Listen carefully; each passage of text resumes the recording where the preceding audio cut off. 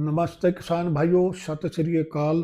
अब जब गेहूं की फसल हमारी फ्लावरिंग स्टेज पर आती है तो बहुत से किसान भाई दुविधा में होते हैं कि अब कौन सा स्प्रे हम करें करें या ना करें। 13-0-45 करें या फिर 0-52-34 करें। भाइयों, यह वह समय होता है जब मार्च महीने की गर्मी ने अपना असर दिखाना शुरू करना होता है, और यदि हमने इस समय सही फैसला नहीं लिया तो दाना हमारा पतला रह सकता है, कमजोर रह सकता है। तो इस वीडियो में हम बात करेंगे इस समय जब फसल हमारी बूर पर होती है, फ्लावरिंग स्टेज पर होती है, तो आखिरी स्प्रे के तौर पर हम कौन कौन सी दवाइयां मिलाकर स्प्रे करेंगे। सबसे पहले बेनती है, जो भी किसान भाई चैनल पर नए आए हैं, पहली बार आए हैं और चैनल को अभी तक सब्सक्राइब नहीं किया है, तो वो चैनल को सब्सक्राइब कर सकते हैं। नोटिफिकेशन के लिए बेल वाला आइकन ज़रूर प्रेस कर लें ताकि आने वाली जो भी कोई नई वीडियो है उसकी जानकारी आपको मिलती रहे। तो किसान भाइयों, सबसे पहले समझें इस समय हमारे पौधे को क्या चाहिए। बहुत से किसान भाई पूछते हैं, क्या अब हम 0-52-34 का स्प्रे कर सकते हैं या फिर नहीं कर सकते। देखिए, 0-52-34 में क्या होता है, ये क्या काम करती है। इसमें 0% नाइट्रोजन होता है और 52% फास्फोरस होता है, और 34% इसमें पोटाश तत्व होता है। फास्फोरस का काम होता है बाली का साइज बनाना और दानों की गिनती तय करना। अब जब हमारी फसल फ्लावरिंग स्टेज पर होती है तो बाली का साइज तो पहले ही बन चुका है। अब हम दानों की गिनती भी नहीं बढ़ा सकते, बल्कि जो दाने बन चुके हैं उन्हें हम वजनदार बना सकते हैं, मोटा बना सकते हैं। यही हमारा इस समय असली मकसद होता है।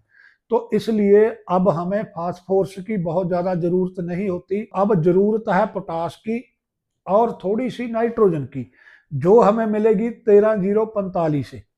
जय इस समय पौधे के पत्तों को, खासकर जो फ्लैग लीफ होता है, उसको आखिर तक हरा भरा रखने में हमारी मदद करती है। जितना ज्यादा समय तक जो फ्लैग लीफ है वो हरा रहेगा, तंदुरुस्त रहेगा, पौधा उतनी ही ज्यादा खुराक बना सकता है। इस समय पौधा पूरी शक्ति पत्तों से निकालकर दानों की तरफ भेज रहा होता है। अगर इस समय हमारे पत्ते गर्मी के तनाव में आते हैं, हीट स्ट्रेस में आते हैं और उनमें क्लोरोफिल की कमी होती है, तो दाना जल्दी सूख जाएगा, दाना जल्दी सख्त होने लगता है। उसमें जो दाने में दूध होता है वो जल्दी सूख जाता है, जिससे दाना हमारा पूरा मोटा नहीं बन पाता और पैदावार हमारी घट जाती है। तो इस स्प्रे में 45% पोटाश तत्व होती है। जो पोटाश का काम होता है इस समय सबसे अहम है, वह दाने को मोटा करने में मदद करता है, उसमें चमक लाता है और वजनदार बनाता है। मार्च के महीने में जब अचानक टेम्परेचर बढ़ता है तो पोटाश पौधे के अंदर पानी के संतुलन को बनाए रखता है। यह पौधे को गर्मी झेलने में ताकत देता है, गर्मी से लड़ने की ताकत देता है, जिससे दाना श्रिंक नहीं होता, दाना पिचकता नहीं, छोटा नहीं होता। यूनिवर्सिटी की बात करें, वो भी इस समय 13-0-45 की सिफारिश करती है। 1 किलो और 500 ग्राम से लेकर 2 किलो 13-0-45 को आप 150 लीटर पानी में घोलकर प्रति एकड़ स्प्रे कर दें। तो इस समय भूरा रतुआ या फिर पीला रतुआ, जिसको भूरी कुंगी और पीली कुंगी भी बोलते हैं, उसका खतरा भी बना रहता है। यदि खेत में कुंगी आ गई तो वह पत्तों के क्लोरोफिल को नुकसान पहुंचाती है और दाना हमारा छोटा रह जाता है, क्योंकि पत्ता पूरी मात्रा में खुराक नहीं बना पाता। तो इसलिए आखिरी स्प्रे में एक फंगीसाइड जरूर मिला लेना चाहिए। आप प्रोपिकोनाजोल इस्तेमाल कर सकते हैं, टेबुकोनाजोल है उसको इस्तेमाल कर सकते हैं, ये सस्ते टेक्निकल होते हैं। अगर आप थोड़ा सा और ज़्यादा खर्च कर सकते हैं तो एक इम्पैक्ट एक्स्ट्रा होता है, उसकी स्प्रे कर सकते हैं। नटीवो वाला टेक्निकल है, ये फंगीसाइड भी आप इस्तेमाल कर सकते हैं।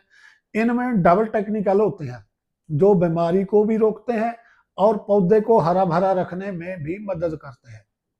तो मार्च महीने में गर्मी बढ़ने से फसल में हमारी में तेला, जिसको चेपा भी बोलते हैं, एफड बोलते हैं, उसका हमला भी हो जाता है। यदि आपको लगता है कि आप दोबारा स्प्रे नहीं कर सकते, मुश्किल होगा, तो आप इसी समय स्प्रे में आप थायोमैक्सम, जिसको एक्टारा भी बोलते हैं, बाजार में एक्टारा के नाम से ये दवाई मिलती है, कुछ और नाम से भी मिलती होगी, आप ये लेकर भी इसमें मिला सकते हैं। यह आपकी सब पर निर्भर है। यदि आपको लगता है कि हमारी फसल में हमला नहीं है तो आप इसे छोड़ भी सकते हैं। यदि आपको लगता है कि हमला दिखाई देता है, आने वाले दिनों में आ सकता है, तो आप ये दवाई थायोमैक्सम इसमें ऐड कर सकते हैं। अब जब आपकी गेहूं की फसल फ्लावरिंग स्टेज पर आ जाए तो बेहतरीन परिणाम के लिए 1 किलो 500 ग्राम से लेकर 2 किलो तक 13-045 और एक अच्छा फंगीसाइड, और यदि जरूरत आपको लगे तो चेपे और एफिड के लिए आप थायोमैक्सम का घोल बनाकर फसल में स्प्रे करें। उम्मीद है आगे मौसम भी ठीक रहेगा और आपको शानदार पैदावार मिलेगी। तो भाई अंत में सभी किसान दोस्तों को सत श्री अकाल, नमस्कार। दोस्तों बेनती है, यदि आपको वीडियो बढ़िया लगी तो लाइक जरूर कर दें और दूसरे दोस्तों के साथ शेयर जरूर करें। धन्यवाद दोस्तों, नमस्कार दोस्तों।